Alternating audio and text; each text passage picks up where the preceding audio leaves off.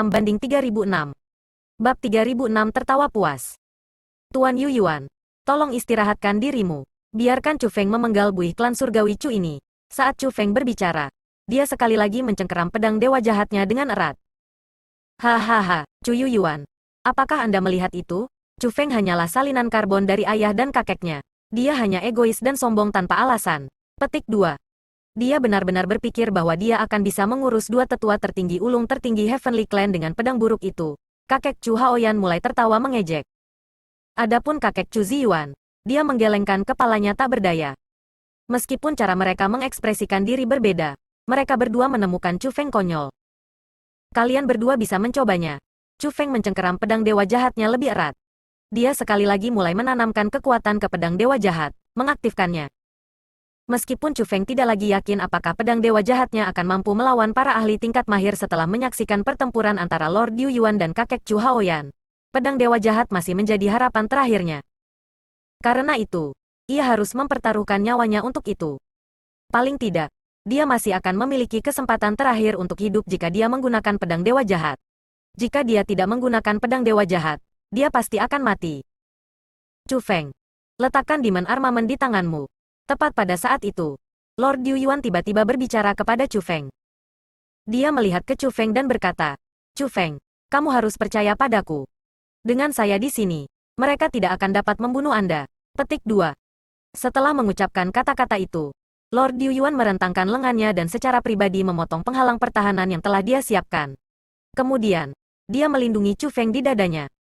Hentikan dia, kita tidak bisa membiarkannya melarikan diri. Melihat ini, kakek Chu Haoyan segera menyipitkan alisnya. Ekspresi yang sangat serius muncul di matanya. Pada saat itu, kakek Chu Ziyuan melepaskan kekuatan penindasannya yang tak terbatas dan mulai memusatkan perhatian pada setiap gerakan Lord Yu Yuan. Memang, terluka parah. Tuan Yu Yuan tidak akan bisa melarikan diri jika mereka berdua memutuskan untuk berpegang teguh padanya. Was. Namun, bahkan dengan itu yang terjadi, Lord Yu Yuan masih mengambil langkah tiba-tiba dan meninggalkan tanah. Namun, dia tidak terbang menuju pintu masuk gua. Sebaliknya, dia terbang menuju kedalaman gua. Itu adalah arah danau berapi itu. Ketika Chu Feng dan Lord Yu Yuan tiba di atas danau, mereka mulai tiba-tiba terbang ke bawah. Dengan put, cipratan melonjak ke langit. Lord Yu Yuan benar-benar memasuki danau dengan Chu Feng. Menyaksikan ini, ekspresi kakek Chu Haoyan dan kakek Chu Ziyuan berubah. Kemudian, keduanya terbang di atas danau. Setelah mereka berdua dengan hati-hati memeriksa danau, mereka saling memandang. Kemudian, mereka berdua benar-benar mulai tertawa dengan lega. Mereka merasa bahwa air danau sangat kuat dan, belum lagi Chu Feng, bahkan Chu Yuan pasti akan mati setelah memasukinya. Chu Yuan itu tidak sesumbar. Memang, kami tidak bisa membunuh Chu Feng. Adapun alasannya, itu karena dialah yang akhirnya membunuh Chu Feng. Petik 2. Hahaha, kakek Chu Haoyan mulai tertawa dengan cara yang tak tertahankan setelah mengucapkan kata-kata itu. Tawanya begitu penuh sukacita sehingga seolah-olah dia berhasil membalas dendam. Adapun kakek Chu Ziyuan, ekspresinya agak serius. Dia menatap kakek Chu Haoyan dengan hati-hati. Saya harap Anda menghormati janji Anda. Kalau tidak, orang tua ini akan membuatmu mati di danau ini juga. Petik 2. Yakinlah, orang tua ini tidak akan mengingkari janji kita. Setelah dia selesai mengatakan kata-kata itu, kakek Chu Haoyan memandang ke Chu Ziyuan dan Chu Ruoshi. Dia berkata, anak-anak, untuk apa kalian berdua masih ragu? Musim semi itu milik kalian berdua. Petik 2. Mendengar kata-kata itu, Chu Ziyuan mengungkapkan ekspresi gembira dan melangkah ke mata air tanpa ragu sedikit pun. Setelah memasuki musim semi, dia berbalik. Dia melihat bahwa Chu Ruoshi masih berdiri di sana. Jadi, dia bertanya, Ruoshi, apa yang masih kamu tunggu? Cepat, masuk dan latih bersamaku. Petik 2. Kakak Ziyuan, musim semi itu sangat kuat. Namun, akan lebih efektif bagi seseorang untuk melatihnya sendirian. Anda ingin mengalahkan Chu Qing. Jadi, Ruoshi tidak akan memasuki musim semi, kata Chu Ruoshi. Ruoshi, kamu. Chu Ziyuan kaget setelah mendengar kata-kata itu. Kakak Ziyuan, saya tidak pernah berpikir untuk menjadi nomor 1. Saya hanya ingin Anda menjadi nomor 1. Karena Anda adalah lelaki saya. Jadi, jangan mengecewakan saya, kata Chu Ruoshi. Mendengar kata-kata itu, Chu Ziyuan terkejut sesaat. Kemudian, ekspresi tekad muncul di matanya. Dia berkata, baiklah, Ruoshi, aku pasti tidak akan mengecewakanmu. Saya juga tidak akan melupakan semua yang telah Anda lakukan untuk saya. Petik 2. Setelah dia selesai mengucapkan kata-kata itu, Chu Ziyuan duduk bersila di mata air dan menutup matanya. Dia mulai menikmati energi alami dan pemahaman bela diri yang menghantamnya tanpa henti sendirian. Ruoshi adalah gadis yang benar-benar baik. Untuk memiliki gadis yang baik seperti cucu mertua Anda bukan hanya kekayaan Ziyuan. Itu juga nasib baik Anda. Tampaknya cucu Anda tidak hanya akan mendapatkan tempat nomor 1 di kompetisi bela diri surgawi, tetapi bahwa Chu Qing juga akan berakhir menderita. Petik 2. Ini benar-benar sesuatu yang layak untuk dirayakan, kata kakek Chu Haoyan kepada kakek Chu Ziyuan. Yakinlah, setelah cucuku muncul berkuasa, cucumu akan menjadi ajudannya yang dipercaya. Masa depan klan surgawi Chu akan berada di tangan kita, kata kakek Chu Ziyuan. Itu akan menjadi yang terbaik, kata kakek Chu Haoyan sambil tersenyum. Akhirnya, kakek Chu Ziyuan mengungkapkan senyum di wajahnya. Itu adalah senyum memiliki plot seseorang akhirnya berhasil setelah bertahun-tahun ketahanan diam. Yang mengatakan, ketika mereka berdua berpikir bahwa mereka telah menghilangkan ancaman terbesar mereka. Ketika mereka merasa bahwa mereka akan mendapatkan dunia, mereka tidak tahu bahwa Chu Feng dan Tuan Yuyuan sedang menyelam langsung ke bawah ke danau mengikuti arus bawah. Hanya, itu bukan lagi Tuan Yuyuan memegang Chu Feng. Sebaliknya, itu adalah Chu Feng yang memegang Lord Yuyuan. Lord Yuyuan akhirnya kehilangan kesadaran. Kehidupan dan kematiannya tidak pasti. Namun, mata Chu Feng bersinar. Mereka memancarkan tatapan yang tak tertandingi. Pada saat yang sama, petir menyelimuti tubuhnya. Petir itu melindunginya dan Tuan Yuyuan seperti binatang penjaga yang suci. Itu petir yang melindungi Chu Feng dan Lord Yuyuan dari air danau yang menakutkan. Memungkinkan Chu Feng benar-benar tidak terluka di air neraka.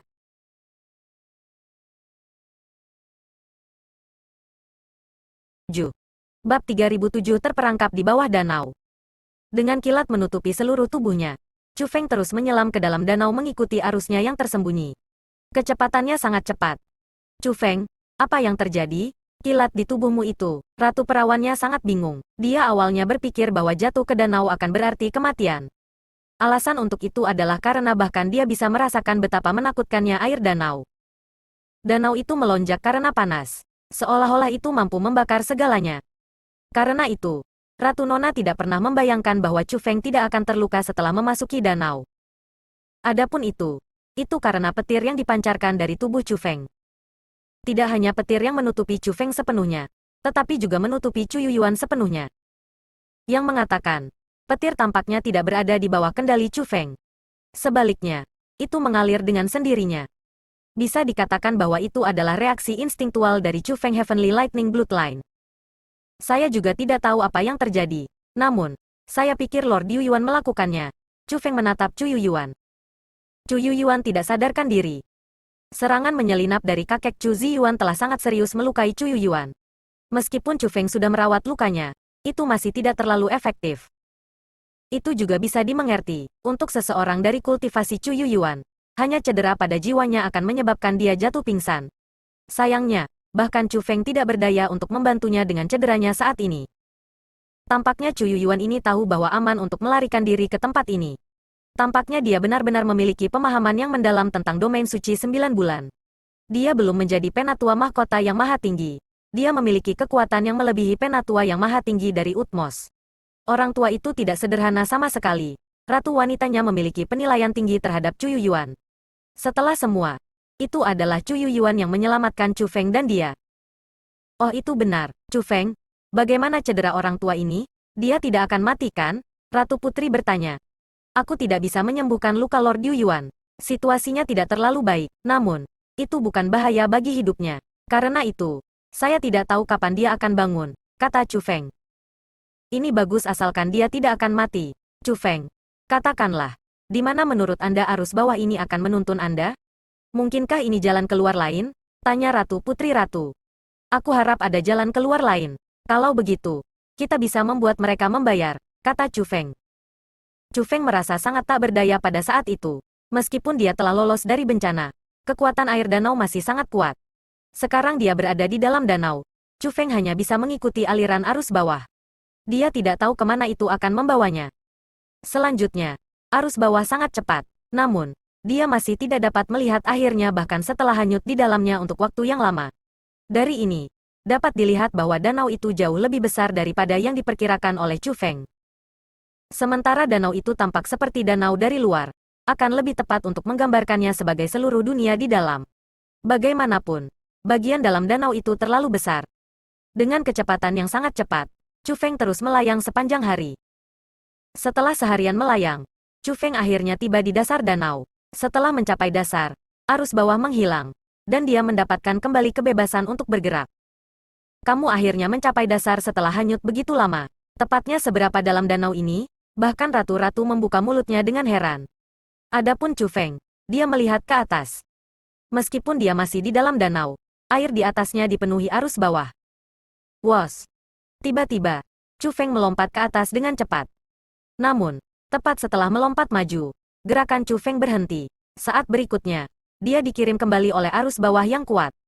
Arus bawah itu terlalu kuat, tidak mungkin melawan mereka, belum lagi Anda. Saya ragu orang tua itu akan mampu melakukannya, kata ratu wanita. Saya harap ada jalan keluar lain sehingga saya tidak perlu terjebak sampai mati di sini. Chu Feng mulai mengerutkan kening. Mereka semua mengatakan bahwa seseorang harus meninggalkan domain suci 9 bulan sebelum ditutup, atau orang akan kehilangan nyawanya di sini. Dan pada saat itu, Chu Feng terjebak di dasar danau tanpa tahu bagaimana keluar. Dengan ini, bagaimana mungkin dia tidak khawatir? Meskipun dia khawatir, Chu Feng tidak kehilangan semangat juangnya. Sebaliknya, semangat juangnya membawa Chu Yuyuan di punggungnya. Chu Feng mulai dengan cepat melakukan perjalanan melintasi dasar danau. Chu Feng ingin mencari jalan keluar. Namun, setelah Chu Feng berjalan selama beberapa jam, dia masih tidak dapat menemukan jalan keluar. Dasar danau itu terlalu besar dan luas. Begitu banyak sehingga Chu Feng tidak dapat membuat penilaian ukuran sebenarnya. Selanjutnya, karena air danau itu terlalu kuat, mata surga Chu Feng akhirnya dibatasi juga. Bahkan persepsi Chu Feng sangat dibatasi. Pada saat itu, dia seperti lalat tanpa kepala, tidak tahu kemana harus pergi atau bagaimana pergi. Namun, bahkan dengan ini yang terjadi, semangat juang Chu Feng masih menyala kuat. Dia masih bertahan. Alasan untuk itu adalah karena Chu Feng tahu bahwa dia tidak bisa mati, bahwa dia masih memiliki banyak hal yang harus dia lakukan. Dia masih belum bertemu ibunya, dia masih belum menemukan kakeknya, masih ada banyak musuh yang harus dia keluarkan. Chu Feng tidak mampu mati, dia harus terus hidup. Dan, terjebak di sana, Chu Feng akan berakhir sekarat jika batas waktu tiba.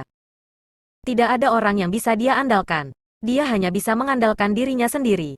Jika dia sendiri memutuskan untuk menyerah, dia benar-benar akan berakhir menunggu kematian. Chu Feng, biarkan aku keluar. Kami dapat mencari secara terpisah. Saya akan membantu Anda menemukan jalan keluar, kata ratu wanita dengan penuh perhatian. Tidak, sama sekali tidak. Danau ini terlalu kuat. Klon yang telah saya buat dengan teknik roh duniaku akan segera dimusnahkan saat mereka meninggalkan kilat di sekitar tubuhku. Saya tidak ingin Anda mengambil risiko semacam ini. Chu Feng menolak permintaan Ratu Putri tanpa ragu sedikitpun. Tidak peduli apa, ratu ini berasal dari dunia roh Asura. Anda benar-benar baik-baik saja di sini. Bagaimana mungkin aku tidak baik-baik saja?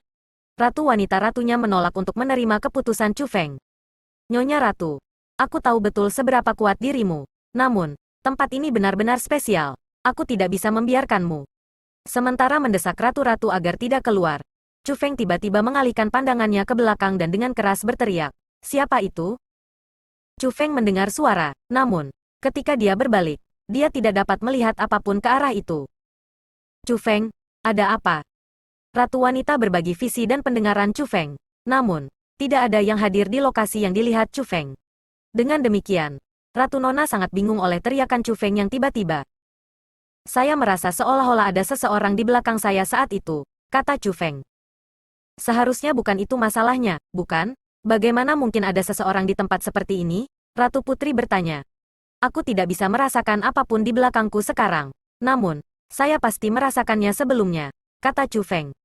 Mungkinkah kau terlalu lelah dan mulai berhalusinasi? Ratu Putri khawatir.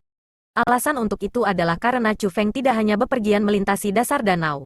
Dia juga dengan hati-hati mengamati sekelilingnya dan melelahkan kekuatan rohnya untuk memeriksa semuanya. Untuk memeriksa sekeliling seseorang dengan saksama sebenarnya cukup melelahkan. Dan itu cukup membebani Chu Feng.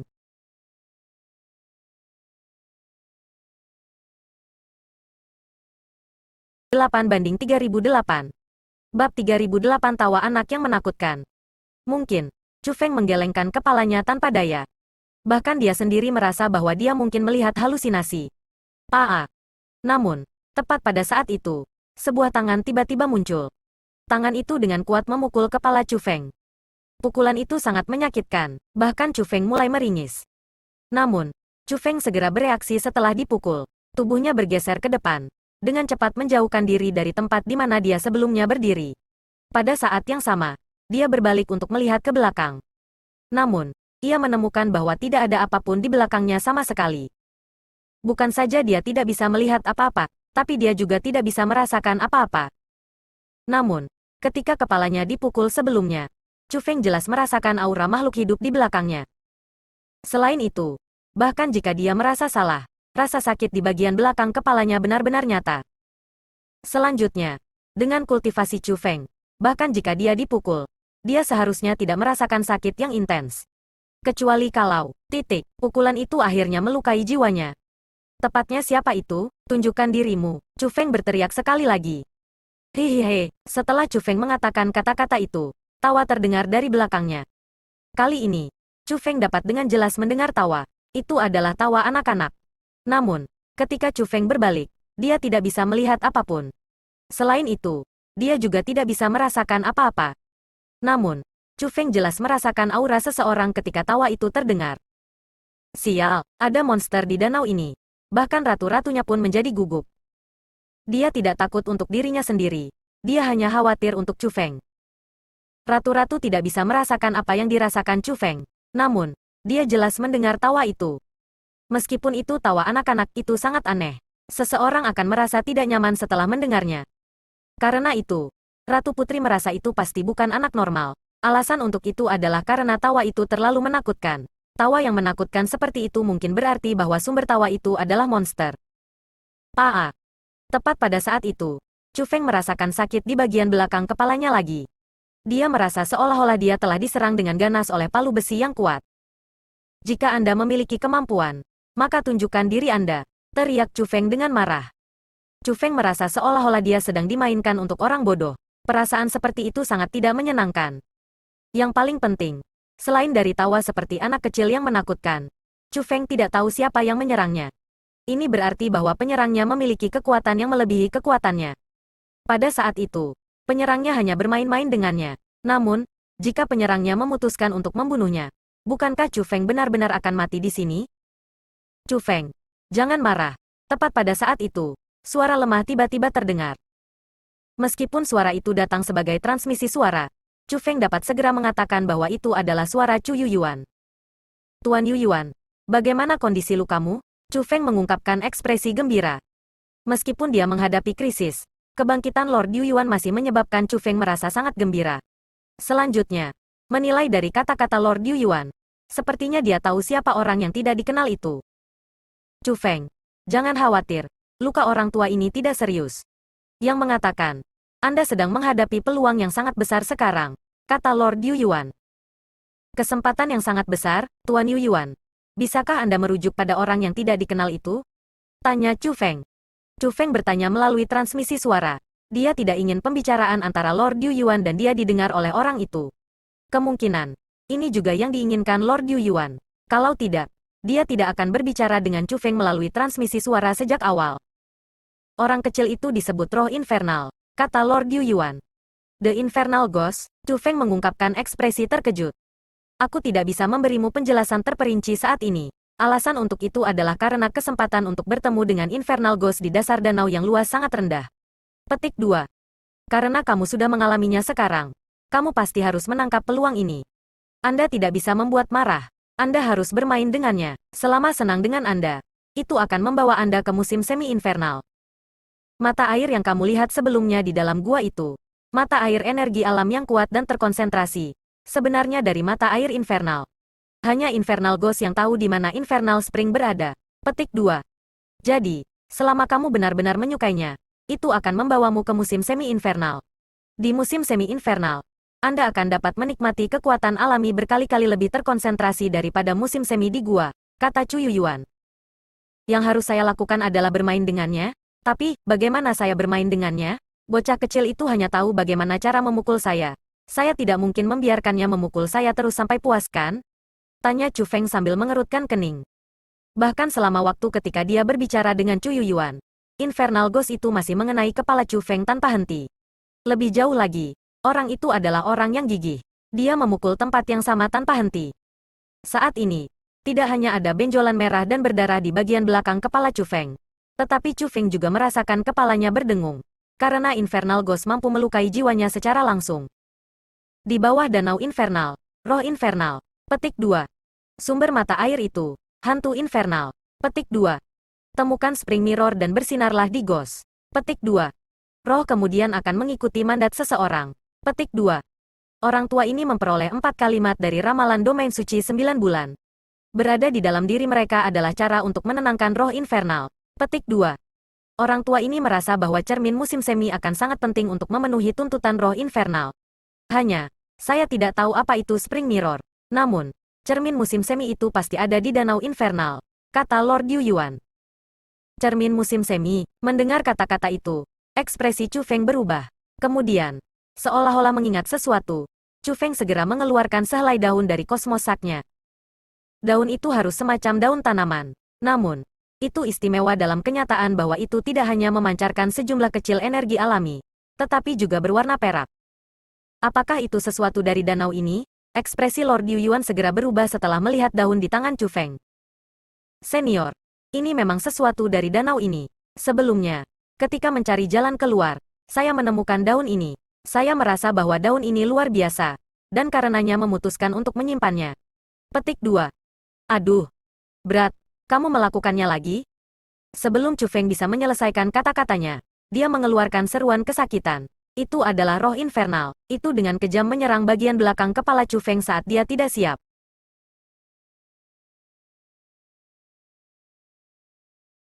9. Bab 3009 Hantu Infernal.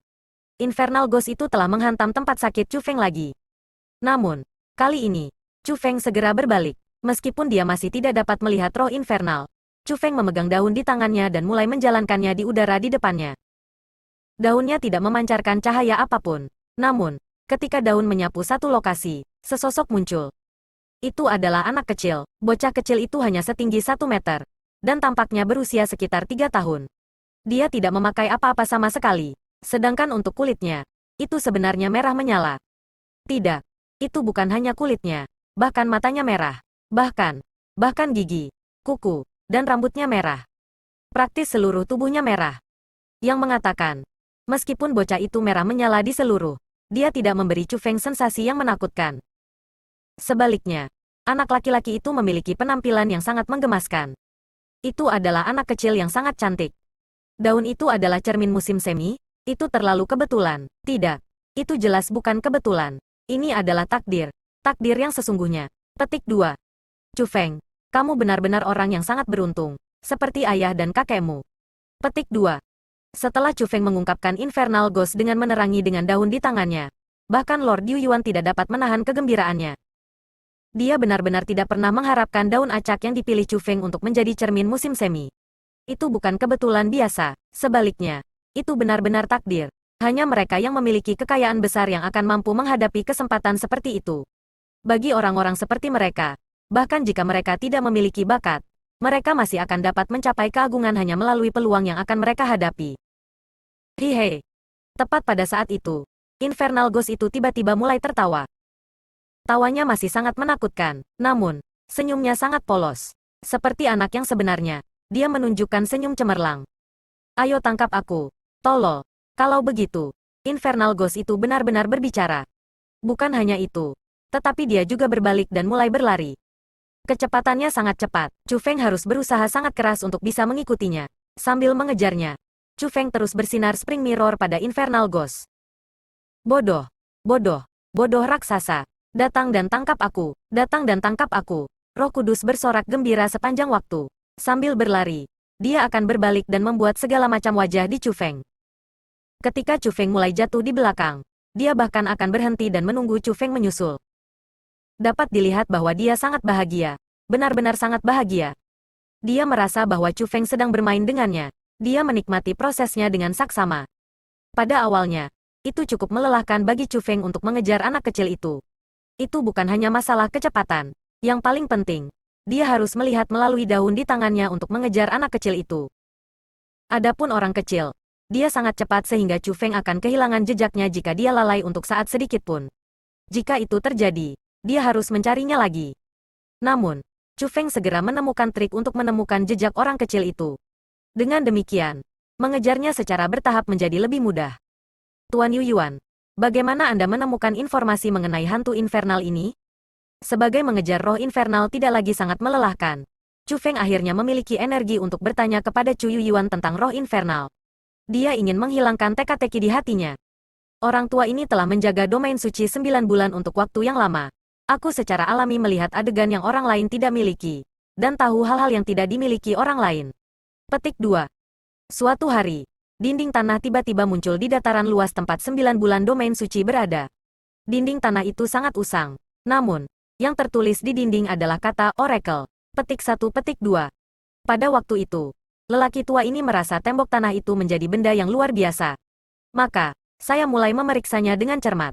Setelah memeriksanya, saya berhasil mendapatkan panen yang cukup. Paling tidak, saya sekarang mengerti banyak tentang gerbang Yin Yang. Petik 2. Tentu saja, apa yang orang tua ini uraikan hanyalah sebagian kecil dari ramalan itu. Domain suci 9 bulan jelas tidak terbatas hanya pada gerbang Yin Yang, kata Chu Yu Yuan. Dalam hal ini, Tuan Yu Yuan, apakah Anda tahu tentang asal mula danau infernal ini dan roh infernal itu? Tanya Chu Feng. Orang tua ini sebenarnya tahu tentang hal itu. Setelah itu, Chu Yu Yuan mulai memberitahu Chu Feng tentang hantu infernal. Ternyata infernal ghost berasal dari era kuno. Ada pasangan di era kuno. Pasangan itu sama-sama ahli kultivasi. Mereka terkenal di seluruh Starfield. Pasangan itu adalah kekasih masa kecil yang berakhir dengan satu sama lain sepanjang hidup mereka. Namun, karena mereka berdua dengan sepenuh hati mengejar jalur budidaya bela diri, mereka tidak mengungkapkan perasaan mereka satu sama lain sepanjang waktu. Hanya ketika mereka berdua mencapai lebih dari 10.000 tahun barulah mereka menyadari pentingnya satu sama lain, dan akhirnya menikah satu sama lain. Setelah mereka berdua menikah, pengejaran mereka untuk budidaya bela diri tumbuh semakin lemah. Di sisi lain, perasaan mereka terhadap satu sama lain tumbuh semakin kuat. Karena itu, pasangan itu memutuskan untuk menarik diri dari dunia budidaya bela diri. Dunia di mana orang-orang berjuang untuk ketenaran dan keuntungan. Mereka berencana untuk kembali ke pegunungan dan menjalani kehidupan mereka di pengasingan. Meskipun pasangan itu sangat tua pada waktu itu, mereka masih kuat. Tidak lama setelah mereka mundur ke gunung untuk hidup dalam pengasingan, mereka akhirnya memiliki anak. Dengan itu, dua ahli yang dulunya sangat kuat akhirnya menjalani kehidupan yang mirip dengan orang-orang biasa. Namun, bagi mereka, itu adalah masa paling bahagia dalam hidup mereka. Untuk dapat menjalani kehidupan seperti itu, pasangan itu tidak mau menukarnya dengan kultivasi lebih lanjut, tidak peduli seberapa kuat. Sayangnya, surga menolak untuk memenuhi keinginan mereka. Selama ulang tahun ketiga anak mereka, musuh-musuh mereka tiba di depan pintu mereka. Meskipun pasangan itu telah mundur ke gunung, mereka tetap sangat kuat, seperti yang telah mereka kembangkan selama bertahun-tahun. Meskipun musuh mereka datang dalam jumlah besar, mereka tidak cocok untuk pasangan itu. Namun, musuh-musuh mereka adalah orang-orang yang tercela dan tidak tahu malu. Mereka memancing pasangan itu menjauh dari rumah mereka dan menangkap anak mereka. Menggunakan anak mereka sebagai ancaman, musuh mereka menuntut agar pasangan itu saling bunuh. Pasangan itu tahu bahwa bahkan jika mereka saling membunuh musuh-musuh mereka, berdasarkan betapa hina mereka, pasti tidak akan mengampuni anak mereka. Maka, dengan harga hidup mereka, pasangan itu mengeluarkan formasi pembantaian yang luar biasa. Api membumbung ke langit saat mata air menyembur keluar. Dua kekuatan api dan air yang tidak cocok tidak hanya menyatu satu sama lain, tetapi mereka juga berubah menjadi kekuatan penyembelihan yang sangat kuat. Jeritan terdengar tanpa henti. Di bawah serangan api dan air, hampir semua makhluk hidup dalam radius mil-mil di sekitarnya tewas. Hanya ada satu pengecualian, anak pasangan itu. Ternyata pasangan itu sudah mengharapkan musuh mereka untuk mencari mereka suatu hari nanti. Karena itu, mereka dengan cermat menciptakan formasi besar itu, formasi Danau Grand Infernal. Ayah adalah api, sedangkan ibu adalah air. Api akan membantai segalanya, sedangkan air akan mengandung pemahaman bela diri mereka. Di dalam Danau Infernal, semua kecuali anak mereka sendiri akan mati. Adapun anak mereka, dia akan memperoleh kehidupan abadi di Danau Infernal. Sayangnya, era kuno terlalu lama di masa lalu. Tidak ada yang tahu nama pasangan itu, atau nama anak mereka. Mereka hanya bisa memberi nama anak itu menurut Infernal Lake. Itu sebabnya anak itu disebut Infernal Ghost.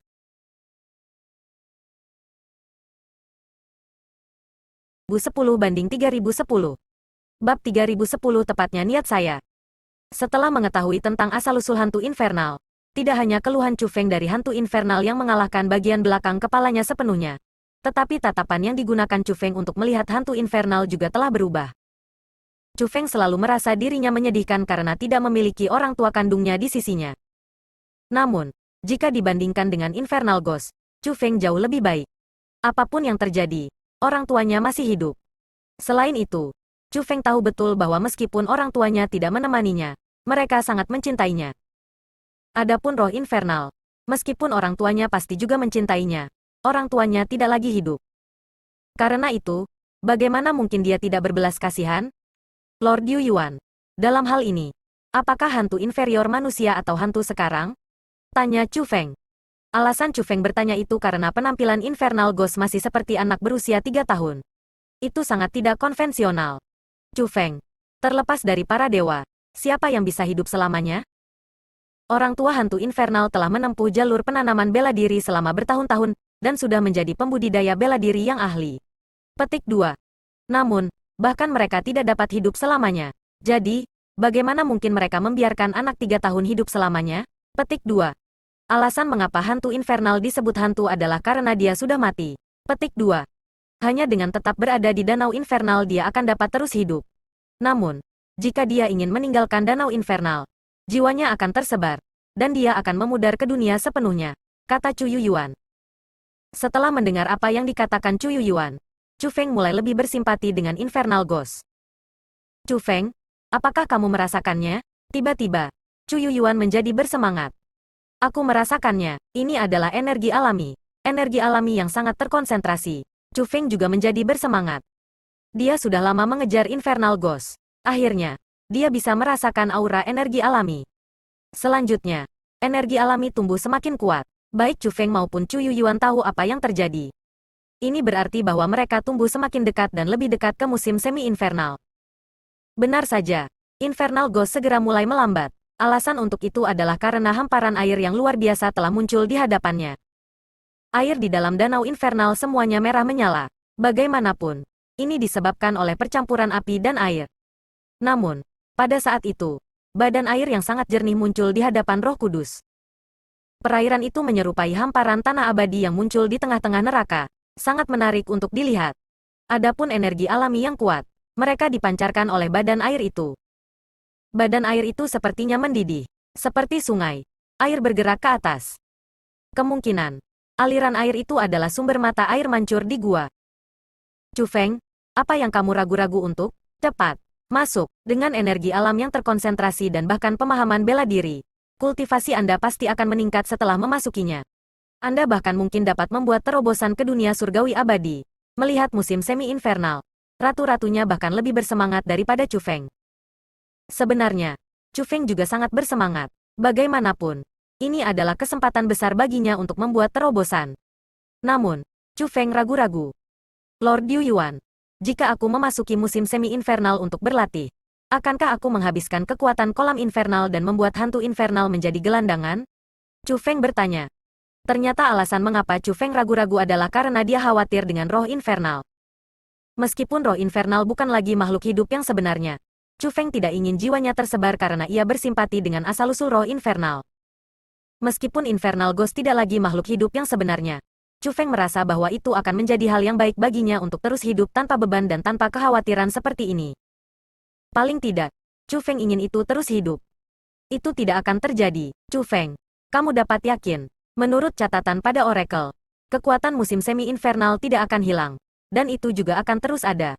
Namun, bantuan musim semi-infernal dapat memberikan Anda dengan juga terbatas. Petik 2.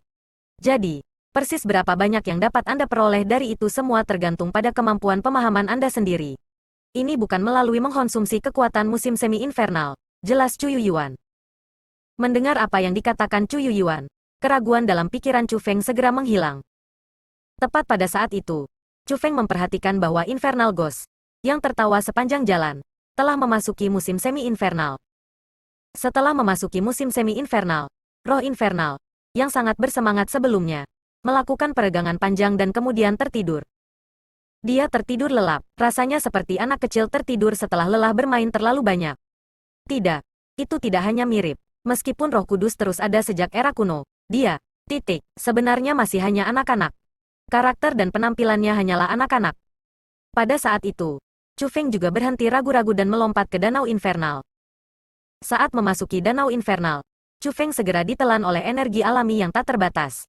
Perasaan ditelan oleh energi alami yang tak terbatas hanya mirip dengan mencapai surga bagi para pembudidaya. Dengan kata lain, Chu Feng merasa seperti orang mesum yang dikelilingi oleh keindahan yang tak terhitung jumlahnya. Itu hanya perasaan terbaik yang pernah ada. Chu Feng buru-buru menutup matanya dan mulai memahami energi alami yang terkandung dalam musim semi. Namun, Chu Feng segera membuka matanya lagi. Chu Feng, ada apa? Ratu-ratu dengan tergesa-gesa bertanya.